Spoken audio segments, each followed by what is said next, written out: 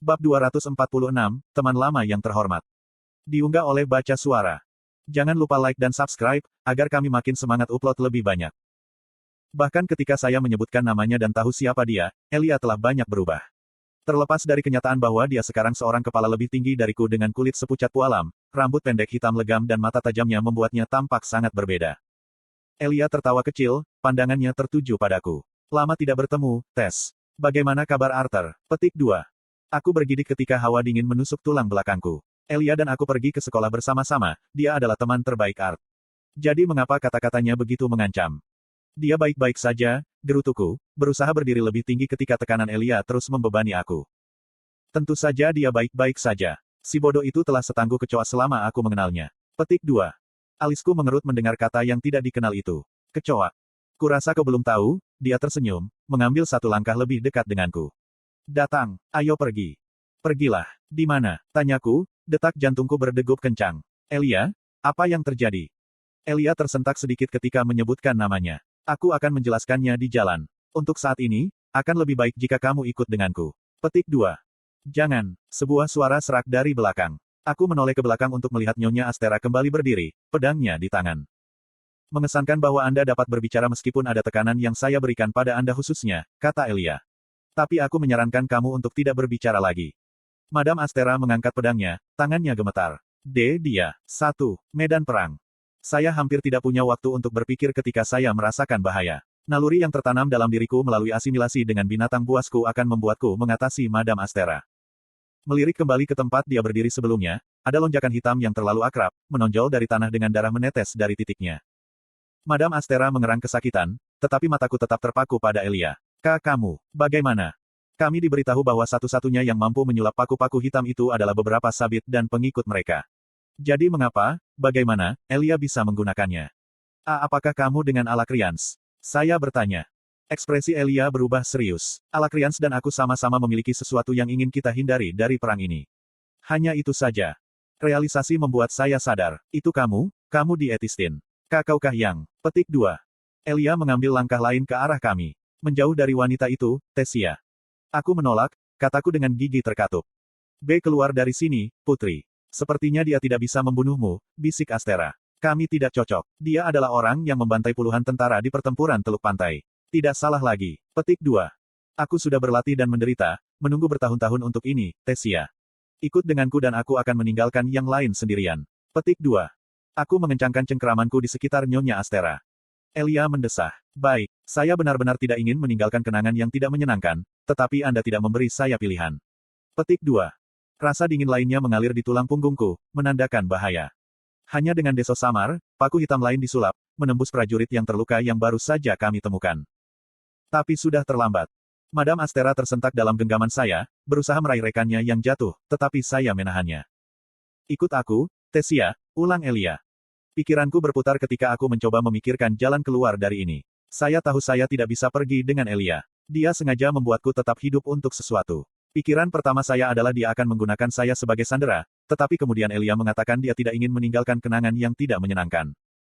Hawa dingin lain turun saat aku merasakan fluktuasi sihir. Kali ini, hanya ada dengusan terkejut di kejauhan sebelum aku melihatnya.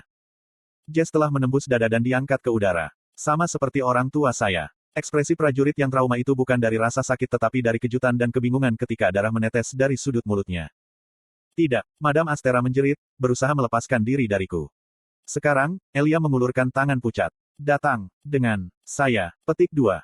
Tatapanku beralih dari mayat Jess ke Madam Astera dan ke Nipia dan Herrick. Saya terjebak di antara dua pilihan, mengalah sampai semua orang kecuali saya terbunuh, atau pergi bersamanya. Keputusasaan menumpuk, dan aku memutuskan untuk membuat pilihan ketiga sendiri. Meraih pedang Madam Astera, aku memegangnya di tenggorokan. Jangan. Ekspresi terkejut mengitari wajah Elia sebelum dia menyeringai. Kamu tidak akan bunuh diri. Tanpa sepatah kata pun, aku menekan ujung pisau ke tenggorokanku sampai aku mengeluarkan darah. Ini pertaruhan yang berbahaya, yang bisa membuat diriku sendiri dan orang-orang di sekitarku terbunuh. Tetapi aku tahu aku tidak bisa ikut dengannya, aku tahu sesuatu yang jauh lebih buruk akan terjadi jika aku ikut bersamanya. Untungnya, taruhannya terbayar. Elia tampak menegang dan alisnya berkerut frustrasi sebelum dia membentak. Berhenti. Aku memegang pisau di tempatnya, menjaga ekspresiku tetap kuat meskipun rasa sakit yang tajam menjalar dari luka yang kulakukan sendiri. Ketakutan menggelembung di perutku. Saya tidak ingin mati sekarang. Saya tidak ingin mati. Tangan yang memegang pisau bergetar, dan itu hampir tidak turun karena keraguan-raguan saya, tetapi itu yang dibutuhkan oleh Elia. Seketika, lonjakan tipis menembus pedang Nyonya Astera, menjatuhkannya dari tanganku. Maaf, aku harus mempertaruhkan hidupmu seperti itu, tapi aku sudah menunggu terlalu lama, kata Elia dengan tulus saat dia berjalan ke arahku. Aku jatuh kembali dan dengan putus asa menjauh dari pria yang dulunya adalah teman Arthur. Apa yang terjadi padanya? Aku membenci diriku sendiri karena begitu lemah. Karena aku, semua orang di sini akan mati dan aku tidak bisa berbuat apa-apa. Elia menjentikkan pergelangan tangannya, dan lonjakan hitam lainnya melonjak dari tanah. Melalui Herik, aku memejamkan mata, tidak bisa menyaksikan teriakan Nipia menembus telingaku. Jantungku berdegup kencang di rusukku saat napasku mulai dangkal. Saya berusaha tetap tenang, tetapi tiba-tiba saya teringat akan pertempuran di hutan Elsire, semua kematian yang disebabkan oleh saya. Saya membuka mata lagi untuk melihat dunia berputar dan berujung. Aku merasa seperti tenggelam di bawah air karena satu-satunya suara yang bisa kudengar adalah detak jantungku yang berdebar-debar dan nafas pendek putus asa keluar dari mulutku.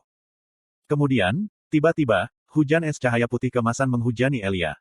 Awan debu menyelimuti seluruh area saat pohon-pohon tumbang dan tanah hancur. Seekor naga hitam paku sulap beberapa langkah di depan saya muncul. Beberapa saat kemudian, bahkan melalui penglihatanku yang kabur, aku bisa melihat sosok yang terlalu familiar dengan kepala rambut pirang panjang, memegang seseorang.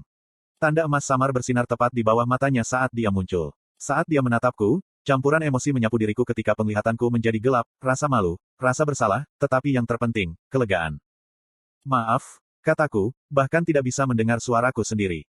Aku bisa melihat lebih banyak dari wajah Arthur ketika dia semakin dekat. Dia berkeringat dan ketenangannya yang biasa tidak ditemukan. Mulutnya bergerak tapi aku tidak bisa mendengar apa yang dia katakan ketika dunia memudar menjadi hitam. Arthur Leywn. Aku menjatuhkan Nipia, yang secara praktis aku singkirkan dari temannya yang sudah mati, dan menangkap Tess ketika dia jatuh pingsan. Membopongnya ke atas bahuku, aku menjentikkan jari untuk mendapatkan perhatian Nipia. Bantu Madam Astera ke ikatanku, kataku tajam, menjulurkan kepalaku ke Sylvie, yang sedang berjalan ke arah kami. Iklan. Nipia, yang menatapku dengan tatapan kosong, tersentak dari linglung dan mengangguk. Dia mengayunkan lengan Nyonya Astera di atas bahunya dan membantunya naik ke Sylvie.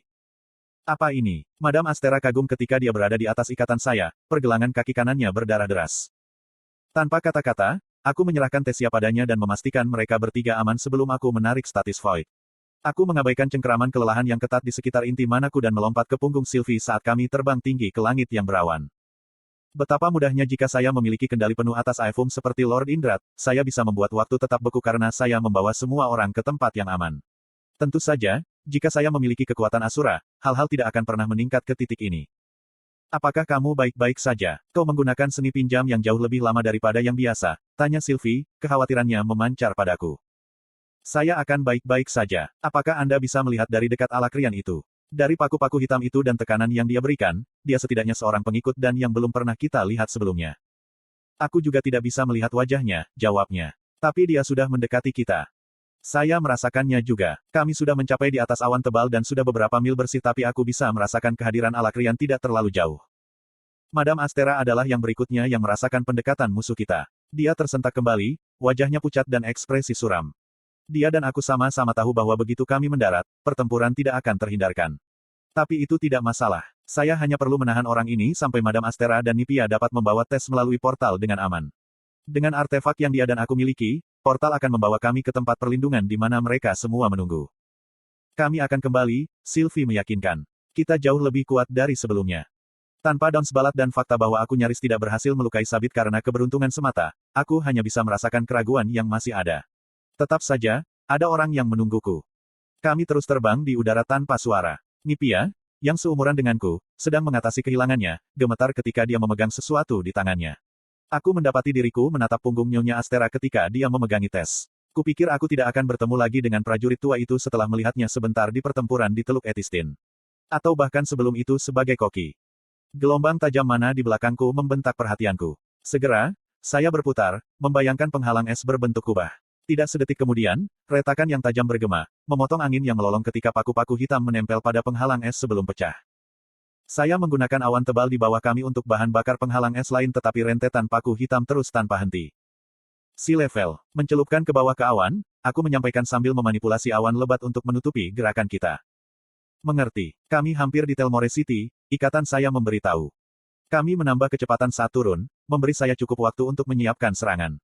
Tidak dapat menggunakan petir secara efektif karena banyaknya uap air di sekitar kita, saya menyiapkan rentetan pecahan es ke arah umum Alakrian yang mendekat, menambahkan putaran mematikan dan meningkatkan kecepatan menggunakan sihir angin juga.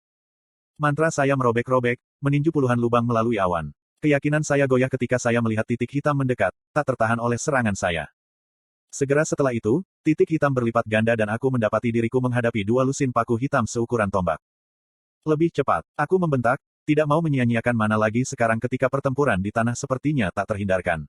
Pada titik ini, saya hanya bisa berdoa agar tidak ada punggawa lain atau sabit menunggu kami di gerbang teleportasi. Akhirnya, setelah melaju melalui penampakan kelabu-kelabu yang tak berujung, kami menerobos lantai awan. Di bawah, kota Telmore meledak menjadi pemandangan, bangunan-bangunannya dan permukaannya dibangun dengan cepat. Bahkan dengan sihir angin yang telah aku lemparkan di sekitar kita, Nyonya Astera dan Nipia harus mencengkeram erat tulang punggung Sylvia agar tidak jatuh. Arthur, bantu aku dengan pendaratan. Sylvie memohon ketika kami mendekati pembukaan beraspal di tengah kota Telmore. Pandanganku bergerak bola-balik antara tombak hitam yang mendekat dan tanah, telingaku muncul karena perubahan tekanan. Tahan, aku meraung ketika aku menyalakan Rilmir dan melemparkan updraft kuat tepat pada waktunya bagi Sylvie untuk melebarkan sayapnya. Bersamaan dengan itu, aku melemparkan penghalang es lain ke atas kami ketika tombak hitam mulai turun. Tombaknya berbeda kali ini, mereka membakar menembus penghalang es.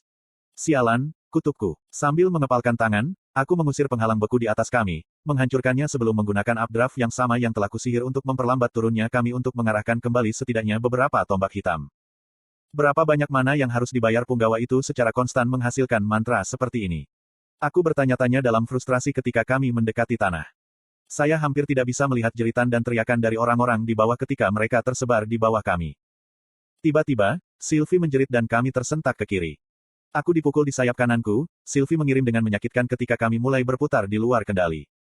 Butuh beberapa menit bagi Sylvie untuk bisa melapisi sayapnya di mana dan perlahan-lahan menutup lukanya sebelum dia mendapatkan kembali kendali.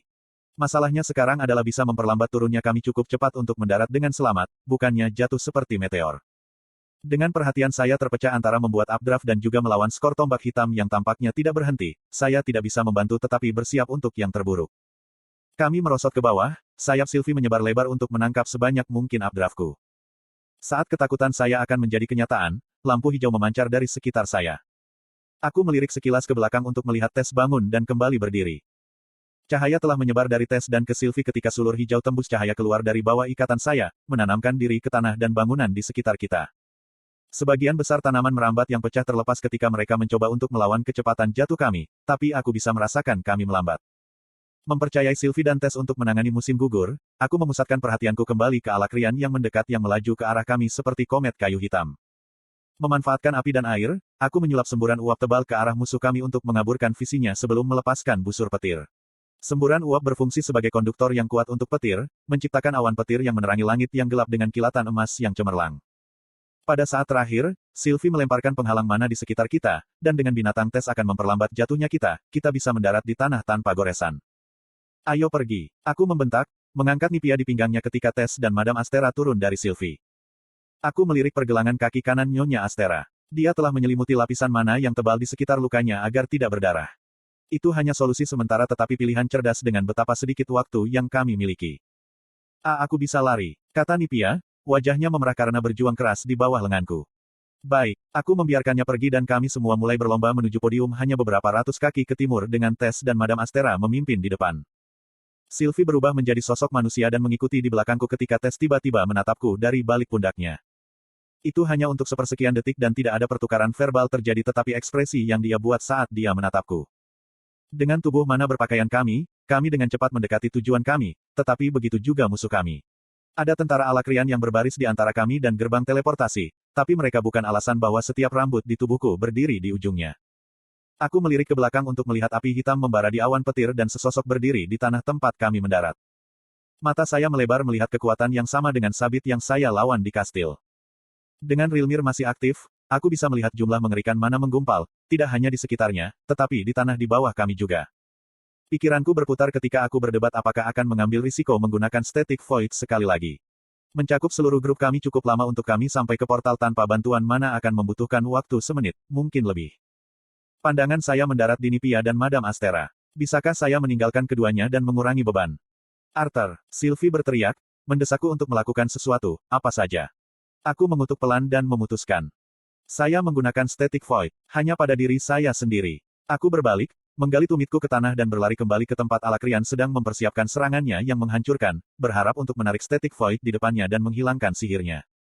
Tetapi ketika saya menjadi cukup dekat untuk mengetahui siapa lawan saya, konsentrasi saya bimbang dan Static Void hancur karena keberadaan. Ada ekspresi terkejut pada kemunculanku yang tiba-tiba, hanya beberapa meter darinya, tetapi bibirnya melengkung membentuk seringai. Lengannya turun tetapi energi umbral masih berputar-putar di tangannya ketika Elia menyapa saya.